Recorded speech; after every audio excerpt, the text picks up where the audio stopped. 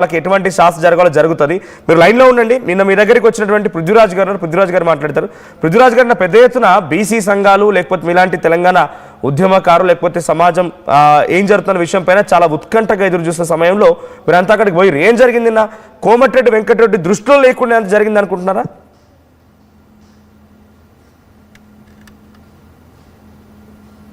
పృథ్వీ గారు మ్యూట్లో ఉంది.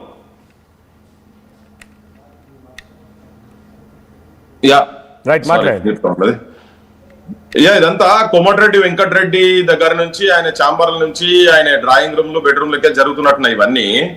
ఎందుకంటే ఇప్పుడు 4 రోజులైంది, ఇప్పటిదాకా ఆయన మళ్ళా కనీసం ఆయన రెస్పాన్స్ కూడా లేదు కదా. ఇంకోటి వీళ్ళంతా పొద్దున్న లేస్తే ఒకరి కళ్ళలో ఒకరు సంతోషం చూసుకునే బాపతలు ఉన్నట్టున్నారు వీళ్ళంతా. ఇదంతా తాగి తిని తిరిగే బ్యాచ్ ఉన్నట్టున్నది. అంటే నిన్న మొన్న ఇన్సిడెంట్ తెలియంగానే కొంచెం నేను కూడా దాని మీద ఎంక్వైరీ చేసినట్టు అసలు ఏంటిది ఇలా ఫ్యాక్ట్స్ ఏంటి ఏం సంగతి అనేది తెలిసిన తర్వాత నేను మన వాళ్ళందరినీ మన మీడియా మిత్రులందరికీ ఫోన్ చేసిన.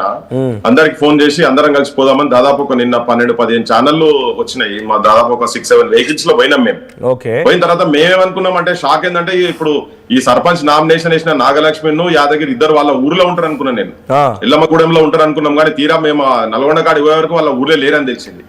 అప్పుడు మేము మళ్ళా కనుక్కుంటే అక్కడ షెల్టర్ లో ఉంటే ఆ షెల్టర్ దగ్గర పోయి వాళ్ళను అడిగి తీసుకొని పోయి అక్కడ నుంచి అంటే ఈ కంప్లైంట్ ఎస్పీకి కంప్లైంట్ ఇచ్చిన తర్వాత కూడా 3వ రోజు కూడా వాళ్ళు ఇంకా భయంతో ఆ ఊర్లో కూడా అడుగుపెట్టే పరిస్థితి లేదు. అడుగంటే ఊరోళ్ళతో కాదు, కేవలం కోమటిరెడ్డి వెంకటరెడ్డి అనుచరుడు అయినటువంటి సందీప్ రెడ్డి అండ్ గ్యాంగ్, ఆయన ఇంకో గ్యాంగ్ ఇంకో ముగ్గురున్నారు, ఇంకో వెంకటరెడ్డి ఊరంటుంది కదా. ఇటువంటి ఒక వ్యక్తిని నిజంగా నాగలక్ష్మి గారు చెప్తున్న మాటలు చూస్తే నడి రోడ్డు పైన గతంలో ఒక వ్యక్తిని హతమార్చడం, ఇప్పుడు సందీప్ రెడ్డి ఏకంగా నామినేషన్ వేసేటువంటి నాగలక్ష్మి భర్తను తీసుకెళ్లి దాడి చేయడం, ఇంతటి ఒక దుర్మార్గమైన చర్యల్ని జనం చూస్తారు. జనం తిప్పికొడతలేరు, అక్కడ రాళ్ళు బట్టి చెప్పులు బట్టి కొట్టట్లేదు అటువంటి వ్యక్తుల పైన. అంటే ఇప్పుడు ఆల్రెడీ ఇప్పుడు జనం ఒక వాతావరణం అంతా గవర్నమెంట్ చూడాల్సింది కదా. గట్ల తిరిగి నక్సలైట్ అంటారు. ఇలా వాళ్ళ గురించి మాట్లాడితే మా బోర్డులో అర్బన్ నక్సలైట్ అని మాట్లాడుతున్నారు కదా. మేము ఫ్యాక్ట్స్ మాట్లాడితేనే అర్బన్ నక్సలైట్ అనే బ్రాండ్స్ వేస్తున్నారు. సెంట్రల్ మినిస్టర్ల కాడికి వెళ్ళి బ్రాండ్స్ వేస్తున్నారు. దోపిడీకి వ్యతిరేకంగా, దుర్మార్గాలకు వ్యతిరేకంగా, అవినీతికి వ్యతిరేకంగా, దౌర్జన్యాలకు వ్యతిరేకంగా, ఇటువంటి సంఘటనలకు వ్యతిరేకంగా మాట్లాడితే మా సెంటర్లో అర్బన్ నక్సలైట్ అంటున్నారు.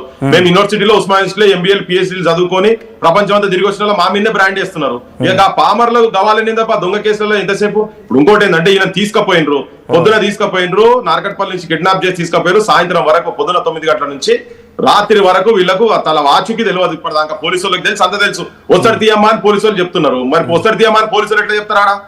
సో దీని మీద ఎంక్వైరీ చేయాలి. ఇప్పటిదాకా ఇంతగానో మనం 4 రోజుల నుంచి మనం మొత్తుకుంటుంటే ఇప్పటిదాకా కేసులు పెట్టిన వాళ్ళ మీద పామర్లు తిరగబడతారంటే వస్తుంది, ఓ కాలం వస్తుంది, బరాబర్ వస్తుంది. అయితే ఇప్పుడు నేను కూడా ఏమంటున్నా అంటే ఇప్పుడు ఓటు రూపంగా చూపిస్తారు కావచ్చు జనం అంతా. ఇంతకుముందు రాలేదా?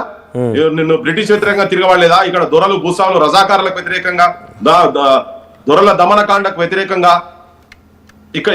ఇక్కడ పోరాటాలు జరిగినాయి కదా. కారం పొడి పట్టుకొని కళ్ళలో సల్లి ఉదంతాలు ఉన్నాయి, రోకల్ బండలు పట్టుకొని తిరగబడ్డాయి ఉన్నాయి. తుపాకులు ఎట్లా పట్టిరు? తుపాకులు అట్నే తిరుగుబాటుతోనే తుపాకులు పట్టిండ్రు. హిడ్మాలు పెద్ద పెద్దోళ్ళు ఎట్లా అయింది అనుకుంటారు? నక్సలైట్లు అనల్లోకి ఎట్లా పోయినరు? ఇటువంటి వాళ్ళ దౌర్జన్యాలు, పోలీసులు రాజకీయ వ్యవస్థ మొత్తం కుమ్మక్ అయినందుకే తిరుగుబాటు వచ్చింది. ఇప్పుడు ఓటు రూపంగా తిరుగుబాటు చేసేటువంటి జరగాలనేది మా బోటలో చెప్తున్నాం. నేను తుపాకీకి సపోర్ట్ కాదు, కానీ తిరుగుబాటు ఎట్లా వస్తాయని వస్తుంది. ఎక్కడో తిరగబడతారు. అది తారాస్థాయికి పోయిన తర్వాత, అది పక్వానికి వచ్చిన తర్వాత ఏది లేదు, రాజ్యం ఏం చేయదు, రాజకీయ నాయకులు ఏం చేయలేనప్పుడు సంపుడు అడిగిపోతారు. కానీ ఇలా ఓటు ఒకటి ఆయుధం ఇప్పుడు తన చేతుల్లో ఉన్నది. తన కూడా ఇప్పుడు నాగలక్ష్మి కూడా ఎంత బెదిరించినా భర్తను పట్టుకపోయినా తన హక్కు తనకు కావాలని చెప్పిపోయి నామినేషన్ వేసి ఒకటి. దాంతో ఇంకోటి ఏంటంటే 100% యాదగిరిని చంపేద్దరు వాళ్ళు. కానీ ఏం జరిగిందంటే ఇక్కడ మనోడు సంపత్, తన పేరు సంపత్ భార్య, ఒక ఎస్సీ మాదిగ బిడ్డ ధైర్యం చేసి ముంగడికి వచ్చి అట్టెట్లా తీసుకుపోతారా, తన భర్తను చంపితే తన విడ్రా చేస్తే నా భార్య ఉంటుందని చెప్పి తన భార్యను తీసుకుపోయి నామినేషన్ వేయించింది చూసినావా. అప్పుడు వాళ్ళు సెకండ్ థాట్ వేసారు, అరే ఇప్పుడు ఈయన చంపినా కానీ ఎలక్షన్ అయితే అవుతుంది కదా, అట్లన్నప్పుడు ఇక చంపినా అవుతుంది చంపకుండా అవుతున్నప్పుడు ఇడిచిపెడదామని తీసుకొచ్చి వదిలిపెట్టింది తప్ప కనికరంతోనే వదిలిపెట్టలేదు. ఆ ఎలక్షన్ ఆగదు అని తెలిసిన తర్వాత వాళ్ళు వదులుకున్నారు. ఇంకోటి ఎంత అమాననీయం అంటే, ఎంత ఘోరం, ఎంత కుసంస్కారం, ఎంత దరిద్రం, ఎంత దారిద్రం అంటే ఉచ్చదాయిపిస్తారు. నాకు అర్థం కాదు.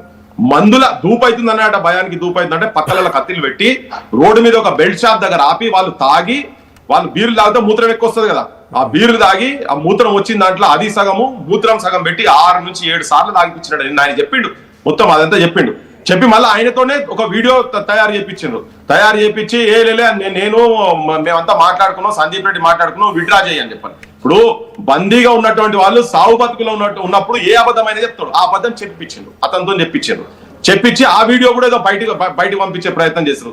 నువ్వు ప్రాణభయం ఉన్నప్పుడు పోలీసుల దగ్గర పోతాడు, కోర్టులే పోలీసుల దగ్గర నువ్వు ఏమైనా వాంగ్మూలం చెప్తే పోలీసుల దగ్గర రాసింది చెల్లదని చెప్తుంది కోర్టులలో. కోర్టు ముంగట జడ్జి ముంగట నువ్వేం చెప్తావు అదే సత్యం అని చెప్పి. సో సంపుతామని చెప్పి బెదిరించి మెడల కత్తులు పెడతారట, నడుము కత్తులు పెడతారట. పెట్టి అరే నువ్వు మాట్లాడితే పొడుస్తావని టోల్ గేట్ కాడికి వచ్చినాక 2-3 కానిస్టేబుల్ కనబడ్డారా.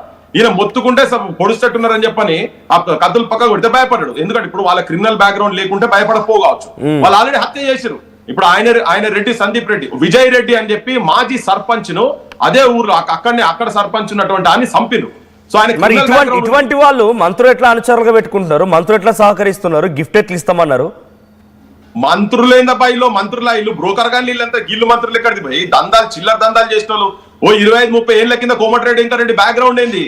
ఆయన కాంట్రాక్టులు చేసి దొంగ బిల్లులు పెట్టి దొంగ సొమ్ముతోని పైసలు సంపాదించుకొని కూర్చొని గుండాలను మెయింటైన్ చేసుకుంటా ఇటువంటి వాళ్ళని చదువుకొని పీజీలు చేసినటువంటి వాళ్ళకి నౌకరిచ్చే సాత కాదు వీళ్ళకి. ఆయన కొత్త మంత్రి ఏం కాలే, గత ప్రభుత్వంలో కూడా అయింది కదా, రాజశేఖర రెడ్డి ప్రభుత్వంలో కూడా అయింది కదా. ఆయన వీళ్ళకి నౌకర్లు ఇచ్చే శాత కాదు. భర్త కూడా యాదగిరి కూడా డిగ్రీ చదివిండు, పీజీలు చదివిన వాళ్ళకు నౌకర్లు ఇచ్చే శాత కాదు.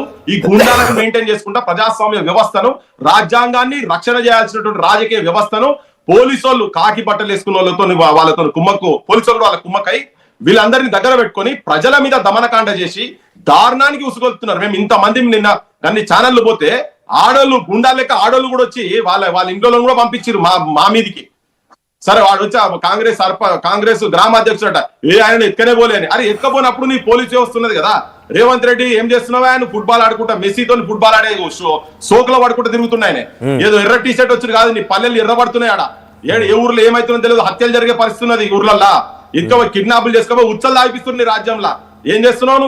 కోట్ల రూపాయలు ఇచ్చి మసీన్ తీసుకొచ్చాట ఫుట్బాల్ ఆడతాడ ఈయన ఫుట్బాల్. నీ ఇంటెలిజెన్స్ వ్యవస్థ ఏం చేస్తుంది? ఎంక్వైరీ చేయాలి కదా. ఎక్కడ ఉండే నీకు మొత్తం ఎక్కడ దేశం మీద ఎక్కడ పోయినా కానీ కెమెరాలు ఉంటాయి, అన్ని ఉంటాయి కదా.